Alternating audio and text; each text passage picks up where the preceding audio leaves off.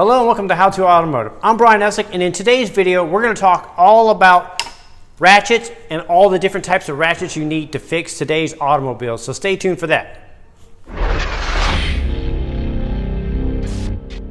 So like I said, to work on today's cars, you don't need just one standard ratchet anymore. You need a plethora of ratchets to meet your different needs. So I'm going to walk you through some of the different needs of all the different ratchets and why you may want to add these to your collection. I'm also going to introduce to you guys the new ratchets by Gear Wrench Tools. They're their 90-tooth models. They have a bunch of different models to choose from to help you with all those automotive needs. So what we have here is the 90-tooth ratchets by Gear Wrench Tools. Now these are kind of the best of both worlds with strength and fine tunability. So what I mean by fine tunability is you only have to turn it 4 degrees to catch the next gear on the tooth, so you can get in those really tight spots. On their XP 120, I believe it's 3 degrees, but the XP 120 is not quite as strong as the 92. So these are kind of the best world where you have strength and you have that fine tooth adjustment. When I first started working on cars 25 years ago, you didn't need a whole drawer full of ratchets like this. But times have changed now, and you do. So let's get started with showing you what you need them for. So hand ratchets are not as glorious as power tools, but in a case like this on this Mercedes-Benz with the aluminum cylinder heads, you don't want to use power tools to remove spark plugs. You want to use a hand ratchet like this flex head here. This is a locking flex head model, so you can put it in any position you want, flip the switch and lock it in place, or you can leave it floating. I like to leave it floating. The extra long ratchets are most commonly used for like spark plugs like this with the flex head. This is what most guys tend to use for doing tune-up stuff. So this was the extra long locking flex head ratchet. This was also a 3/8 drive. On that same Mercedes, to get to one of the coil bolts back here in the back is a really tight area. I'm using a palm ratchet. 1/4-inch drive is very small, very short and stubby. And to get back here to break this fastener loose on this coil. Another job you would do would be removing battery cables and stuff like that. So a standard 1/4-inch right here, removing the battery cables. In this next clip, I'm using a 1/2-inch drive, short one, to remove an oil filter cartridge from a BMW. In this clip here, I'm using a straight, what they call the compact head ratchet here. It's basically a standard linked ratchet. I'm using it to remove a bolt on a oil filter housing.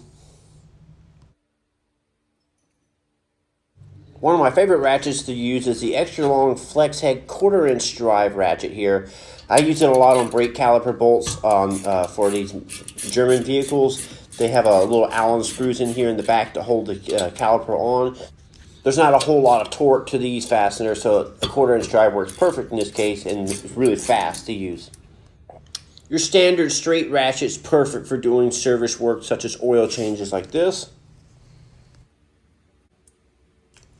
One of the things I like about the 90-tooth ratchet is when you're doing something where you have to do it by feel, that 90-tooth gives that nice little feel to your hands where you can feel the adjustment and how much torque you're applying to something, such as this drain plug here.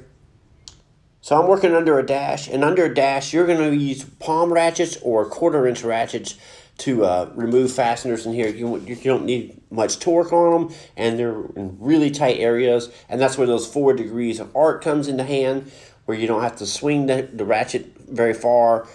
These are going to be perfect for working under any dash. In this clip here, I'm inside of a window regulator on the back door of a old Bronco here, and a 1/4-inch and palm ratchets are going to be your friend here.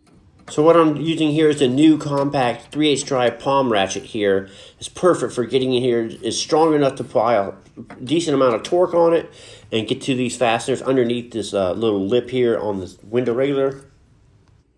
And as you can see, this is the perfect ratchet for this particular job here. Now you may notice I've used pretty much only the standard grip tools without that little thicker comfort grip handle, and that's just what I prefer to work with. Now something like this right here where you have to apply a lot of torque, that comfort grip would come in real handy. Probably be a more comfortable tool. I just prefer the standard grip tools. Right here is the extra long 1/4 inch drive flex head ratchet that is being put to use here. In this next clip here, I'm using the 1/2 inch drive flex head. This one's a super long one. The belt tensioner on this vehicle is extremely tight, so having an extra long ratchet allows you to put that torque to push over that tensioner. Without this extra long ratchet, I would not have been able to do that, get this belt on and off. This is another situation where the comfort grip ratchet would be probably a better choice. That's a great thing, is they give you options from the comfort grip or the standard grip ratchets.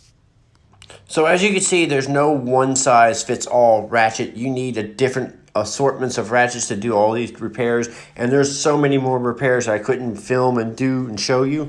So if you would like to add any of these ratchets to your collection, I will leave links for them down in the description of the video. I'm Brian Nessler from How To Automotive. I'd like to thank you guys for watching, encourage you to subscribe, invite you to head over to the howtoautomotive.com website for more valuable videos like this.